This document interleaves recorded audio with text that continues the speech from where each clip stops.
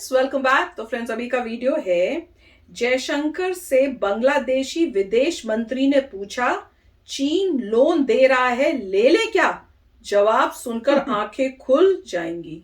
वाह, मेरे को पता है सबसे ज्यादा हैरानी क्या हो रही है सुनकर कि ये क्या बोल रहे हैं, बांग्लादेशी विदेश मंत्री जो हैं वो जयशंकर जी से पूछ रहे हैं कि हमें चीन दे रहा है तो देख नहीं, वो नेगोशिएशन की बात होती है। जो छोटे देश होते हैं वो बड़े देशों को लड़वाते हैं। अच्छा। उनका ये होता है किससे हम ज्यादा गेन कर सकते हैं, फायदा ले सकते हैं कि अगर तुम नहीं हेल्प करोगे तो हमें वो कर देगा, फिर उसकी तो आर्मी आ जाएगी, ये कर लेगी वो कर लेगी। वो तो सारे, श्रीलंका ने भी पहले वही गेम की थी, अब बांग्लादेश भी कर रहा है, जितने नेपाल भी करेगा, जितने भी छोटे देश हैं उनको यही है। तो उनको ये नहीं कि दो कंट्रीज हैं बड़ी, वो चाहती हैं कि इन्वेस्ट ज्यादा करें, जिसे हम उसकी साइड में हो जाएं, कभी हम इसकी साइड होंगे, तो वो यही है, देखते हैं। नहीं तो उनको अपना नहीं दिख रहा कि अगर हम चाइना की साइड होंगे तो श्रीलंका जैसा हमारा हाल होगा। तो वही तो देखना पड़ेगा, तभी तो उसके एडवाइस बाद ले भी रहे ये कर रहे हैं। हैं। मगर वो एडवाइस सारी नेगोशिएशन के लिए है कि हम आपकी तरफ हैं, मगर अच्छा कुछ दो तभी हम आएंगे आपकी तरफ।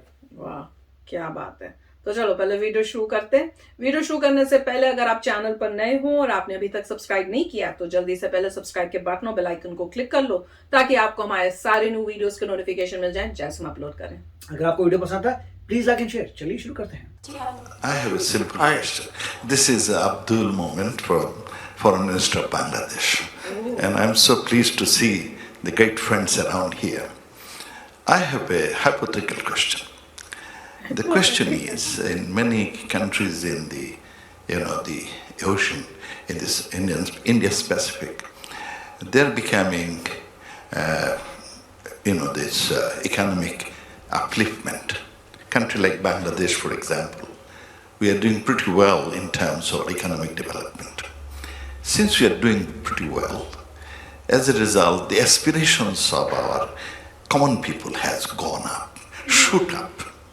They want more facilities, more opportunities for better life, and more infrastructure facilities in the country. But we don't have money, neither we have technology. So in that case, we have a difficulty. We need to develop to face this public demand, the challenge. But at the same time, this help from many countries has been declining. Thanks to, of course, Japan, they are one of the best friends who have been investing in our infrastructure. And also thanks to India, they have been giving line of credit to us. But alternatively, China comes forward with a basket of money and aggressive proposals, affordable proposals. And then you have a problem. What to do? If I understood the question right, essentially what you're asking is, if there are competitive offers for development projects, why should countries not take advantage of it? I mean, if I could rephrase it in a way. It's international relations is competitive. Every country will look for opportunities and see what it can do. But while doing so, it's in their own interest to be prudent about what they're getting into, to do the due diligence. We have seen now countries, including in our region, being saddled with large debts. We have seen projects which are commercially unsustainable, airports where an aircraft doesn't come, harbors where a ship doesn't come. I think people would be justified in asking themselves, what am I getting into? It's obviously in the interest of the country concerned, but it's also in the interest of the international community, because unsustainable projects don't end there. They then often the next is debt becomes equity, and that becomes something else. So there are real concerns out there. So I think it's very important all of us make informed decisions, but of course very competitive decisions. तो friends, fantastic answer from Jaishankar ji. और उन्होंने बड़ा अच्छी तरह बताया। उन्होंने कहा कि भैया एग्जाम्पल्स तुम्हारे सामने, इनडायरेक्टली वो बता रहे हैं, समझने वाले को इशारा काफी होना चाहिए। इससे क्लियरली वो क्या बताएंगे? भैया आपको देखा ही है कि बन रहे हैं एयरपोर्ट्स जहां कभी एयरप्लेन लैंड नहीं हुआ, पोर्ट्स बन रहे हैं पर वहां पे कभी शिप नहीं आई, तो आपको ये भी देखना है कि भैया जिसमें आप इन्वेस्टमेंट कर रहे हो क्या वो फायदेमंद होगा, जिसके साथ आप कर रहे हो क्या वो फायदेमंद होगा। क्योंकि जो आप देख रहे हो कि भैया आप लोन ले लेते हो, फिर उससे क्या क्या प्रॉब्लम्स आगे आती हैं, वो उन्होंने एक्सप्लेन करने की कोशिश की है। तो वो तो मेरे को भैया, आप जैसे वो फॉरेन वाले जो कह रहे हैं, बांग्लादेश के जो पूछ रहे थे क्वेश्चन, मैं तो कहूंगी ये तो कॉमन अंडरस्टैंडिंग हो चुकी है। इवन एक कॉमन मैन हम जैसों को समझ में आ गया है कि भैया just because the country wants development doesn't mean कि आप डेवलपमेंट करो। पहले आप देखो कि क्या वो फायदेमंद होगी, क्या आप लोन लेके उसको वापस कर पाओगे टाइमली फैशन के लिए। सब कुछ देखो, प्रॉस एंड कॉन्स, और जब आपको लगे 100% कि ये सिर्फ फायदेमंद चीज है और हम लोन टाइम पे कर सकते हैं, तभी करो। नहीं तो जितना है उसमें खुश रहो यार, ये तो सभी को पता है यार। पर आंसर वो सेंटर। देखिए, नॉर्मली आप पॉलिटिशियन से कोई भी बात पूछते हैं तो आपको कभी आंसर नहीं मिलता। पॉलिटिशियन घुमा फिरा के उल्टा पुल्टा करके बोलता है, आप बोलते हैं आप पता नहीं बोल तो बहुत कुछ गया बंदा, मगर पता नहीं चला हुआ क्या।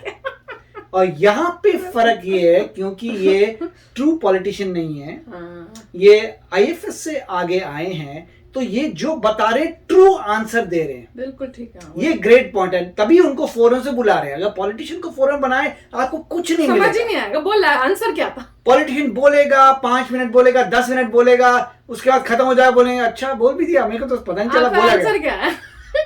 यहाँ पे उन्होंने साफ साफ बात की है कि यस कंपटीशन है, आपको पैसा चाहिए, श्योर हमसे पैसा ले सकते हो और किसे ले सकते हो, कंपटीशन तो है ही, इससे कोई बड़ी बात नहीं है। आपका चाइना भी आ रहा है, वो भी compete कर रहा है, ठीक है।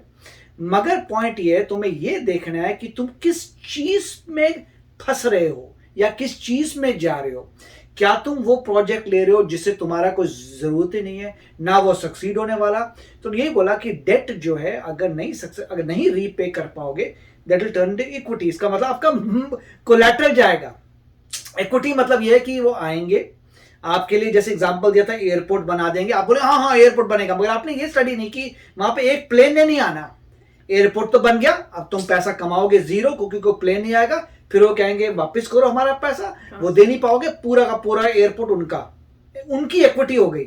मतलब वो पैसा लगा रहे हैं, इन अ वे वो तुम्हारा चीजें खरीद रहे हैं।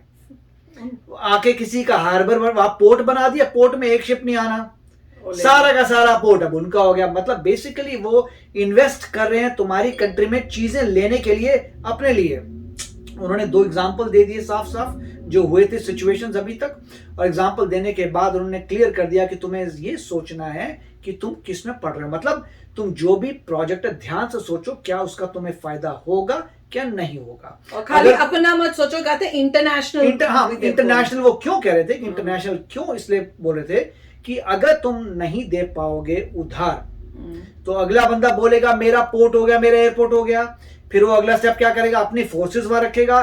तो इंटरनेशनली आपने पूरा क्योस क्रिएट कर दिया। अब हर बंदा बोलेगा अरे मेरी सेफ्टी की प्रॉब्लम आ गई, तुम्हारी कंट्री में तो दूसरे का पोर्ट बनने लग गया है, वहां पे सेफ्टी आ गई, फिर जो बन रहा है वो पानी का पाथ रोकेगा।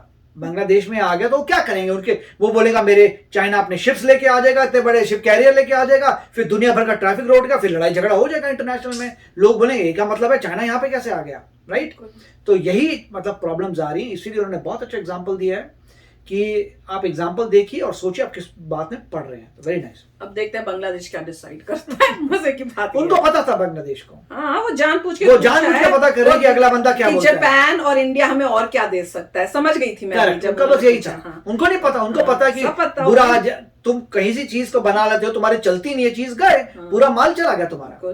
तो अब टाइम बताएगा कि ये किसकी साइड होते हैं, किसके साथ होते हैं। ज्यादा फायदा चाइना का देख के कि पैसा मिल रहा है वो देखते हैं, कि अपनी कंट्री की सेफ्टी के लिए इंडिया और जापान के साथ होते हैं। तो चलो फ्रेंड्स चलते हैं, मिलेंगे नेक्स्ट वीडियो में बहुत ही जल्द। Till then take care and bye bye. तो अगर आप मेरे इस चैनल पे नए हो तो जल्दी से सब्सक्राइब के बटन को हिट करो और बेल आइकन को क्लिक करो, ताकि आपको मेरा जब नया वीडियो मैं लगाऊं आपको उसके बारे में जल्दी से पता चल जाए।